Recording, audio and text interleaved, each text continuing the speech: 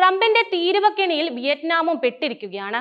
എന്നാൽ അവസരം തുറക്കുക ചൈനയ്ക്കാണെന്ന് മാത്രം. വിയറ്റ്നാമീസ് ഉൽപ്പന്നങ്ങൾക്ക് അമേരിക്കൻ പ്രസിഡന്റ് ഡൊണാൾഡ് ട്രംപ് ഏർപ്പെടുത്തിയിരിക്കുന്ന തീരുവ രാജ്യത്തിന്റെ സമ്പദ് വ്യവസ്ഥയ്ക്ക് കനത്ത പ്രഹരമാണ് ഉണ്ടാക്കിയിരിക്കുന്നത്. എന്നാൽ പ്രസിഡന്റ് ഷി ജിൻപിങ്ങിന്റെ വിയറ്റ്നാം സന്ദർശനത്തിന് മുന്നോടിയായി അതൊരു അവസരമായി മാറാൻ പോകുന്നത് ചൈനയ്ക്കായിരിക്കും. ട്രംപ് പ്രഖ്യാപിച്ച തത്തുല്യ ചുങ്കത്തിൽ 46% നികുതിയാണ് വിയറ്റ്നാമിൽ നിന്നുള്ള ഇറക്കുമതിക്ക് ചുമത്തിയത്. തെക്കുകിഴക്കൻ ഏഷ്യൻ രാജ്യങ്ങളിൽ അമേരിക്കയുമായി ഏറ്റവും കൂടുതൽ വ്യാപാര ഇടപാടുള്ള രാജ്യമാണ് വിയറ്റ്നാം. ഇതോടെ സഖ്യകക്ഷികൾക്കും എതിരാളികൾക്കും ഒരുപോലെ ട്രംപ് ചുമത്തിയ ലെവികൾ ഏറ്റവും കൂടുതൽ ബാധിച്ച രാജ്യങ്ങളിലൊന്നായി ചൈനയ്ക്കൊപ്പം വിയറ്റ്നാമും മാറുകയാണ്. അമേരിക്കയുടെ വിശ്വാസ്യതയെക്കുറിച്ചുള്ള വിയറ്റ്നാമിന്റെ സംശയങ്ങൾക്ക് ഈ കാര്യം ആക്കം കൂട്ടുമെന്നും വിയറ്റ്നാമിനെ സാമ്പത്തികമായി ചൈനയുമായി കൂടുതൽ അടുപ്പിക്കുമെന്നുമാണ് വിദഗ്ധർ പ്രവചിക്കുന്നത്.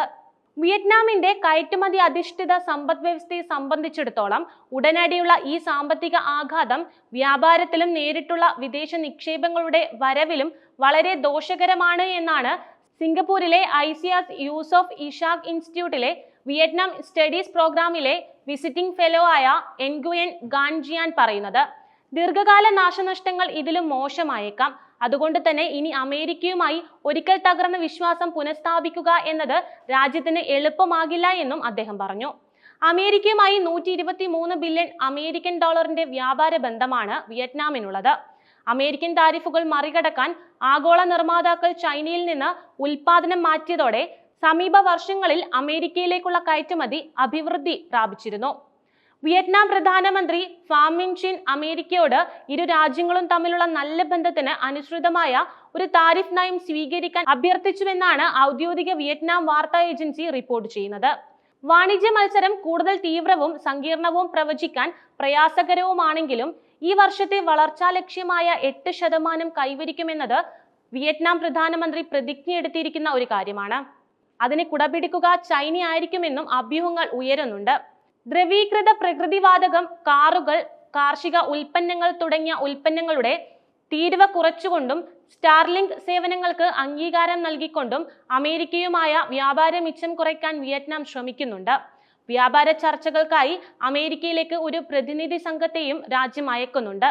അമേരിക്കയിൽ നിന്ന് ഇറക്കുമതി ചെയ്യുന്ന ഉൽപ്പന്നങ്ങൾക്ക് വിയറ്റ്നാം 90% തീരുവ ചുമത്തുമെന്നാണ് ട്രംപ് ഭരണകൂടം ആരോപിക്കുന്നത്. എന്നാൽ ഇത് പരിഹാസ്യമാണെന്നാണ് ജിയാങ് വിശേഷിപ്പിച്ചത്. വ്യാപാര ചർച്ചകൾക്കുള്ള പ്രതീക്ഷകൾ കുറവാണെന്നും താരിഫ് 20% കുറയ്ക്കുന്നത് പോലും ഒരു വിജയമായി കാണപ്പെടുന്നുവെന്നും ജിയാങ് പറഞ്ഞിരുന്നു. ട്രംപ് വാഗ്ദാനം ചെയ്യുന്ന ഏത് കരാറും പരമാവധി പ്രയോജനപ്പെടുത്താൻ രാജ്യം ശ്രമിക്കുമെന്ന് ജിയാങ് പറഞ്ഞു. എന്നാൽ കാലക്രമേണയുള്ള ഇത്തരം നീക്കങ്ങൾ എപ്പോഴും വിയറ്റ്നാമിനെ ചൈനയുമായി കൂടുതൽ അടുപ്പിക്കും. കാരണം ചൈന ഇപ്പോഴും അടിസ്ഥാനപരമായി വ്യാപാര അനുകൂല ലോക വീക്ഷണം പങ്കിടുന്നവരാണ്.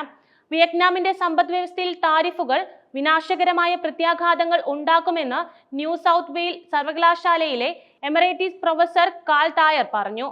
തായറുടെ അഭിപ്രായത്തിൽ ട്രംപിന്റെ താരിഫുകൾ അമേരിക്കയ്ക്ക് കൂടുതൽ അനുകൂലമായ വ്യാപാര വ്യവസ്ഥകൾ ചർച്ച ചെയ്യുന്നതിനെ കുറിച്ചായിരുന്നു.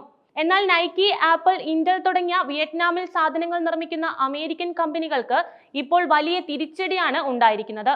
ഇറക്കുമതിക്ക് കനത്ത തത്തുല്യ ചുങ്കം ഏർപ്പെടുത്തി ലോകരാജ്യങ്ങളെ വരുതിക്ക് നിർത്താനുള്ള ട്രംപിന്റെ ചതിയിൽ ചൈനയ്ക്ക് പുതിയ അവസരങ്ങൾ ഒരുങ്ങാനുള്ള സാധ്യതയും തള്ളിക്കളയാനാവില്ല. ട്രംപിന്റെ അമേരിക്ക ഫസ്റ്റ് എന്ന സമീപനത്തെക്കുറിച്ച് ഇന്തോ പസഫിക് രാജ്യങ്ങൾ ആശങ്കാകുലരായിരിക്കുന്നതിൽ തന്നെ ട്രംപിന്റെ താരിഫുകൾ ചൈനയ്ക്ക് ഒരു തന്ത്രപരമായ ജാലകം തുറന്നിട്ടുണ്ട് എന്ന് ചൈനീസ് അക്കാദമി ഓഫ് സോഷ്യൽ സയൻസിലെ ഗവേഷകനായ ഷാങ് ജി പറഞ്ഞു. ജപ്പാനും ഇന്ത്യയും ഉൾപ്പെടുന്ന രാജ്യങ്ങൾ സമീപ മാസങ്ങളിൽ ചൈനയോടുള്ള അവരുടെ നയങ്ങളിൽ ഈ ട്രംപ് ഉത്കണ്ഠയെ തുടർന്ന് പുനഃക്രമീകരണങ്ങൾ നടത്തിയിട്ടുണ്ട്.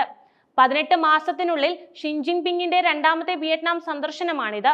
കമ്മ്യൂണിസ്റ്റ് പാർട്ടി മേധാവി ടോലാമുമായുള്ള കൂടിക്കാഴ്ചയും ഇതിൽ ഉൾപ്പെടും.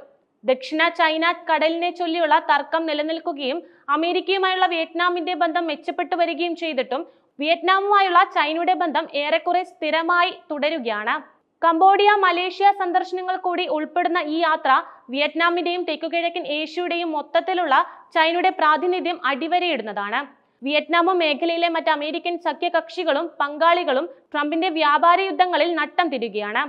അതുകൊണ്ട് തന്നെ അവരിൽ ചിലർ സാമ്പത്തികമായി ചൈനയുടെ വാതിൽ മുട്ടാൻ സാധ്യതയേറെയുണ്ട്.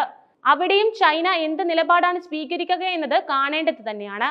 വിയറ്റ്നാമിലെ നേതാക്കളും രണ്ട് കമ്മ്യൂണിസ്റ്റ് പാർട്ടികളും തമ്മിൽ വ്യക്തിപരമായ ബന്ധങ്ങൾ നിലനിൽക്കുന്നുണ്ടെങ്കിലും വിയറ്റ്നാമുമായുള്ള ബന്ധം ശക്തിപ്പെടുത്തുന്നതിൽ ചൈന കരുതൽ പുലർത്തുമെന്നാണ് വിഷയത്തിന്റെ സംവേദനക്ഷമത ചൂണ്ടിക്കാട്ടി ഒരു ചൈനീസ് വിശകലന വിദഗ്ധൻ പറഞ്ഞത്. ദക്ഷിണ ചൈന കടൽ പ്രശ്നവും ചൈനയുമായുള്ള സാമീപ്യവും കാരണം തെക്കുകിഴക്കൻ ഏഷ്യൻ രാജ്യങ്ങൾ ചൈനയെ അടിസ്ഥാനപരമായി ഒരു സുരക്ഷാ ഭീഷണിയായി കാണുന്നു. എന്നാൽ അവരെയെല്ലാം കൂടെ നിന്ന് വഞ്ചിച്ചിരിക്കുന്നതാകട്ടെ അമേരിക്കയും.